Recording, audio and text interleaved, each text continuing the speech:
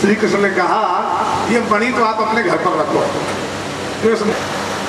परंतु आप अपने पास रखिए, हमें जब धन की आवश्यकता होगी तो धन हम ले लिया करेंगे, और मणि की आवश्यकता हम साथ में नहीं ले जाएंगे। उचित नहीं मानते। इसलिए श्री कृष्ण सप्तभामा को जामवंती को लेकर चाहे तीन पत्नियां श्री कृष्ण के, सप्तभामा, जामवंती, रुक्मणी। समझा गया। श्री कृष्ण की पहली पत्नी रुक्मणी के यहाँ बालक का जन्म हुआ। बालक का जन्म हुआ, 10वें दिन बघावा बजना था। 10 दिन हो ही नहीं पाए, कुल 6 दिन हो पाए, और श्री कृष्ण के उस राजमहल में से, द्वारकापुरी में से श्री कृष्ण के पुत्र का पता नहीं चला कौन उठा ले गया। श्री कृष्ण के पहले बेटे का पता नहीं लगा। थोड़े आगे चल के श्रवण कराने का प्रयास करेंगे। कौन उठा ले गया, कहाँ मिला। और वैसे तो आपने कई बार भागवत कथा सुनी है, तो आप सब लोगों को ये कथाएं याद है ही। अगर किसी को याद आ रहा हो तो थोड़ा सा संकेत करें, ये कौन उठा ले गया था।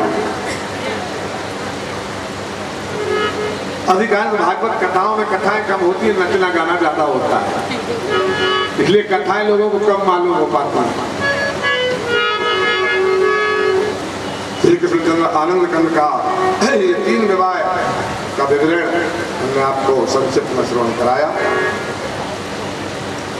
चलो, इसी तरह से श्री कृष्ण का विवाह और कालिंदी के साथ चौथा विवाह हुआ, और ये भी यमुना तट पर घूमते हुए कालिंदी तपस्या कर रही थी। श्री कृष्ण अर्जुन घूमते हुए निकले। कालिंदी ने अर्जुन को बताया, मैं विवाह कराऊंगी तो कृष्ण से कराऊंगी, इसलिए बैठ के तपस्या कर रही हूँ। उसकी ऐसी प्रतिज्ञा को पूर्ण करने के लिए श्री कृष्ण ने चौथा विवाह कालिंदी के साथ किया। इसी तरह से नग्नजिति का विवाह श्री कृष्ण के साथ हुआ। लक्ष्मणा, मित्रवृंदा और भद्रा, ये 8 पटरानियां कृष्ण की हुई। ये 8 पटरानियां। सुखदेव जी महाराज कहते हैं, हे राजा परीक्षिता, 8 पटरानियां राजभवन में, अष्टधा प्रकृति। ये 8 प्रकार की प्रकृति जो सृष्टि में है, ये प्रकृति जो हम देख रहे हैं, प्रकृति की हलचल देखते हैं, इसमें 8 भेद है, अष्टधा प्रकृति। और इनका स्वामी कौन है? इनका स्वामी परमात्मा है। इसलिए 8 प्रकार की प्रकृति का स्वामी परमात्मा, और वो 8 प्रकार की प्रकृति स्वरूप अष्टधा रानियों के रूप में श्री कृष्ण के राजभवन द्वारका में बड़ा आनंद आ रहा है, बहुत ही आनंद आ रहा है। इस तरह से सब लोग बड़े आनंदित हैं।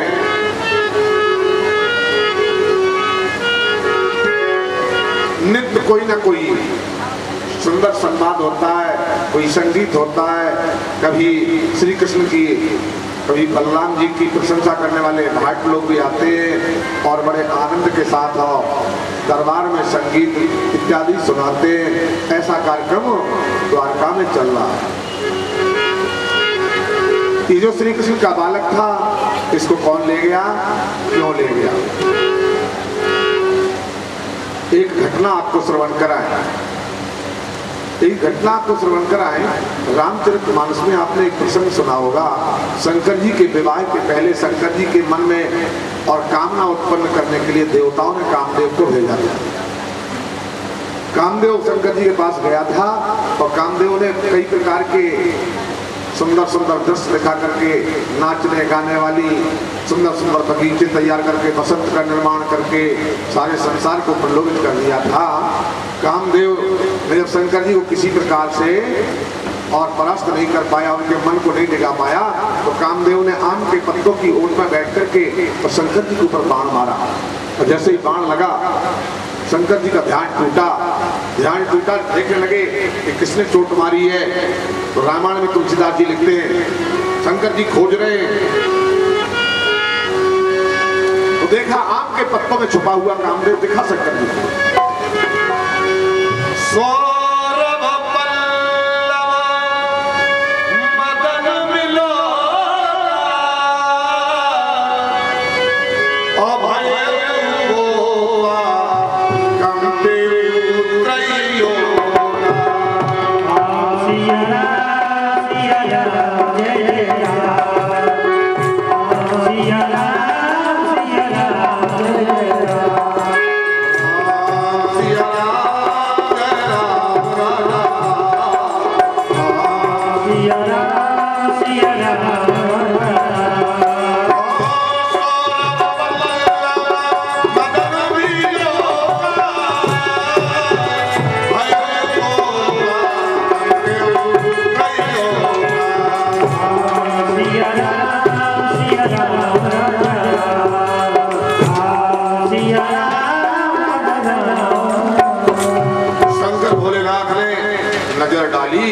आम के पत्तों में छुपा हुआ कामदेव देखा। अरे इसने मेरे ऊपर बाण चलाया। क्रोधित हो गए और क्रोधित हो गए शंकर जी। तो शंकर जी का जब क्रोध बढ़ा उस समय तीनों लोग काम गए और क्रोधित होकर के शंकर जी ने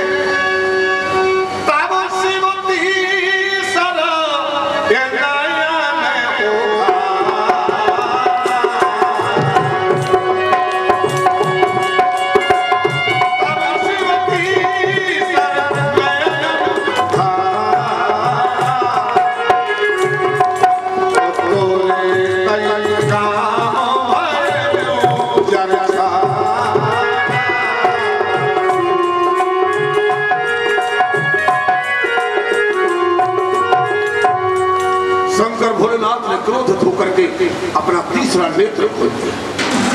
ज्वाला तीसरे नेत्र की निकली, चल करके कामदेव खाक हो गया, कामदेव भस्म हो गया। कामदेव के भस्म होते ही संसार को सुखी हुआ, परंतु कामदेव की पत्नी जिसका नाम था रति रोती हुई आकर के शंकर जी के पास गिड़गिड़ाने लगी। महाराज आपने अच्छा नहीं किया और मेरे पति को नष्ट कर दिया, अब मैं जीवन में कैसे जीऊंगी। बहुत कई प्रकार से विलाप करती है। भोलेनाथ दयालु है, कहते भाई तू दुखी मत हो, तेरा पति तुझे अगले जन्म में प्राप्त होगा। अगले जन्म महाराज अगला जन्म अरे कब होगा महाराज, मेरा तो जीवन सुना हो गया। प्रार्थना करती है रति महाराज नैया सुनी सुनी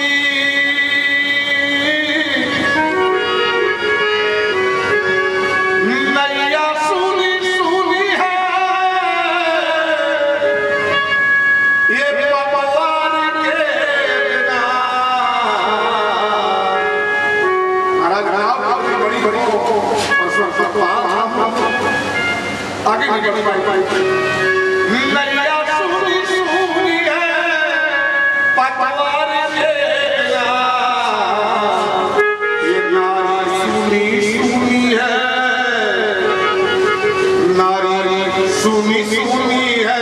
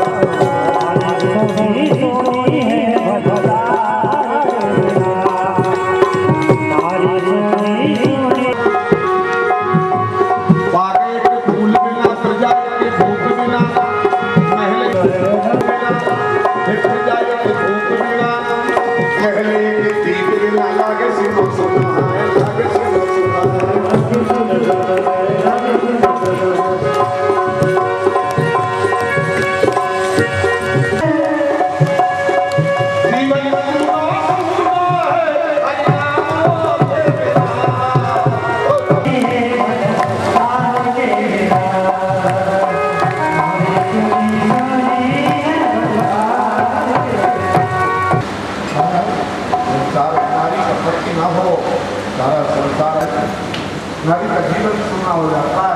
महाराज स्त्री का जीवन वैसे परतंत्र है और दूर ही हो जाती है तो पुत्रों के संरक्षण जो उनके सहारे जीवन काटो, आपने मेरे पति को नष्ट कर दिया, ये अच्छा नहीं किया, और चाहिए तो रति ने कहा और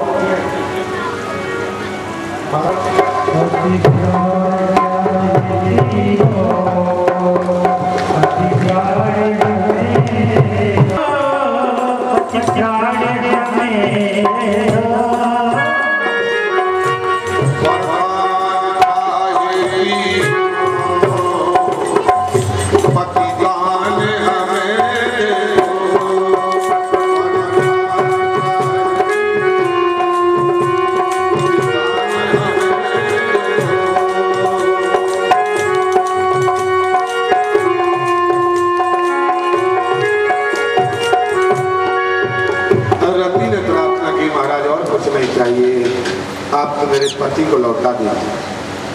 शंकर जी ने कहा अब तो दूसरा अवतार होगा, क्योंकि ये शरीर नष्ट हो गया। जीवात्मा तो नष्ट होती नहीं है, शरीर नष्ट हो गया तो अब इसे दूसरा शरीर मिलेगा। महाराज तो हम कैसे पहचानेंगे, हम कैसे पहचान पाएंगे? शंकर जी ने कहा पहचान हम बताए देते हैं। कुछ लोग कहते हैं यादव लोग तो अपने आप को अभी अभी यादव कहने लगे थे, पहले इनको यादव नहीं कहते थे, ये लोग तो मनमाने ढंग से अब यादव कहने लगे। इस कथा से सिद्ध होता है शंकर जी ने ये वरदान रति को दिया और पता बताया तेरा पति तुझे कहाँ मिलेगा। शंकर जी ने बताया, कहा रति से कि जब शंकर भोलेनाथ बोल रहे हैं यदुवंश, जब यदुवंश कृष्ण अवतार हुई है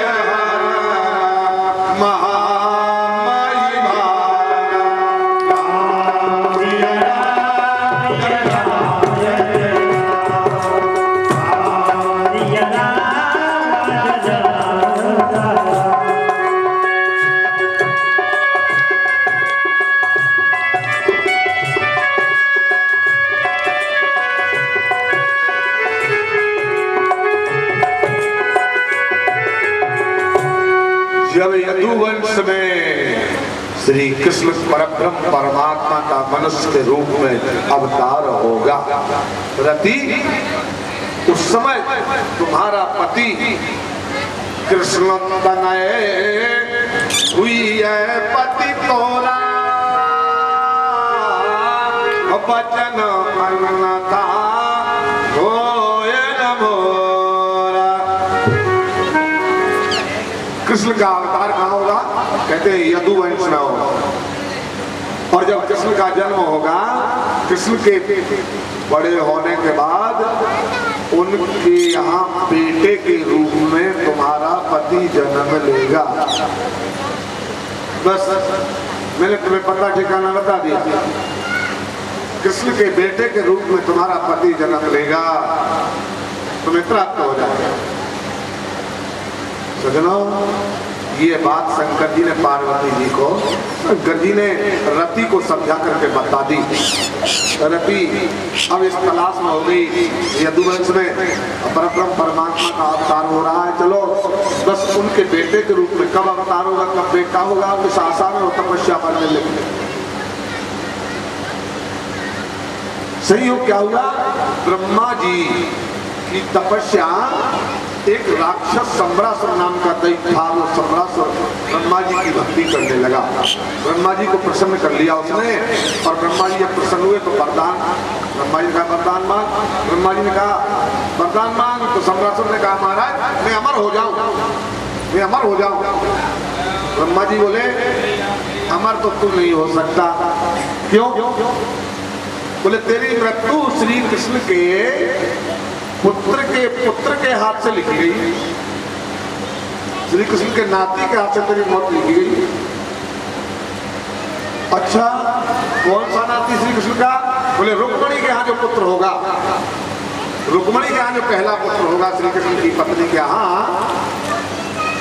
तो श्री कृष्ण के उस बेटे से जो रुक्मणी के यहाँ प्राप्त पुत्र होगा उस बेटे से तेरी मृत्यु हो जाएगी, इसलिए उस बेटे को अगर तू निपटा दे तो तू अमर हो सकता। ये सम्रासुर को ब्रह्मा जी ने वरदान दिया, कृष्ण के बड़े पुत्र के द्वारा तेरी मृत्यु है। तो सम्रासुर चला तो इस तलाश में हो गया कि कृष्ण के यहाँ बेटा कब हो रहा है, और जैसे ही कृष्ण के यहाँ पुत्र हुआ इस सम्रासुर ने 6 दिन 5 दिन में पता पा लिया, और पा लिया तो ये रात में आया अपनी माया फैला करके और द्वारकापुरी में से कृष्ण के इस बेटे को उठा करके और रात में लेके चला गया, और जाकर के इसने और बीच समुद्र में जाकर के फेंक दिया। तो बीच समुद्र में फेंका गया ये बालक, जैसे ही पानी में गिरा एक बड़ी मछली ने मुंह फाड़ करके जो ऊपर से चीज गिरती है इस बालक को निगल लिया। ये बालक निगला गया। रति तपस्या कर रही थी, रति तपस्या कर रही थी। ब्रह्मा जी ने तपस्या इसलिए की, कहा महाराज मुझे अपने पति कब मिल पाएंगे, कैसे मिल पाएंगे। तो ब्रह्मा जी ने प्रसन्न होकर कहा तू दुनिया में घर उधर मत भाग, तेरा पति सम्रासुर के घर पर तुझे मिल जाएगा। ये रति भी आकर के सम्रासुर के यहाँ आकर के इसके भोजनालय में रसोई का काम करने लगी नौकरी के रूप में। ये पानी में गिरा बालक, मछली निकल गई और मछुआरों ने इस मछली को जाल में दूसरे दिन पकड़ लिया और लेकर के उन्होंने कहा अरे राजा के पास ले चलो, बड़ी इनाम मिलेगी। तो सम्रासुर के रनिवास में भोजन के लिए ये मछली लेकर के पहुंच गए। भोजनालय में मछली थी, सम्रासुर से बड़ी इनाम पाई। जब मछली को चीरा गया तो इसके पेट से सुंदर बालक निकला जो पूरी तरह से सुरक्षित था। सब लोग बड़े आश्चर्य में रह गए और रति को अपने वरदान का मालूम था। रति ने तुरंत कहा इस बालक को आप हमें दे दो, इसका पालन पोषण हम करेंगे। इसलिए रति सम्रासुर के यहाँ उस बालक का पालन पोषण करने में लग गई।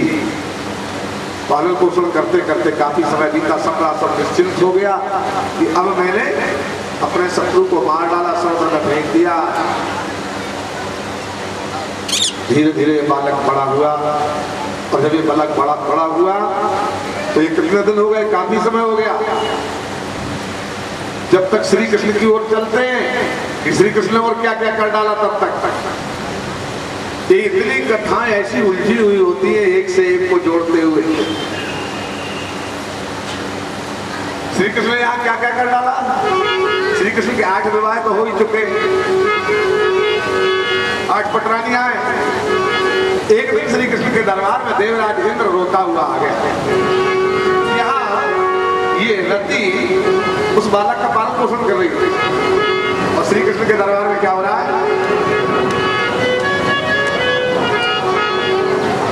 श्री कृष्ण के दरबार में एक दिन देवराज इंद्र रोते रोते आए। महाराज कृपा कीजिए हम पर, आई अति विपदा भारी है। अरे मैया के कुंडल छीन लिए, मैया के कुंडल छीन लिए, मैया के कुंडल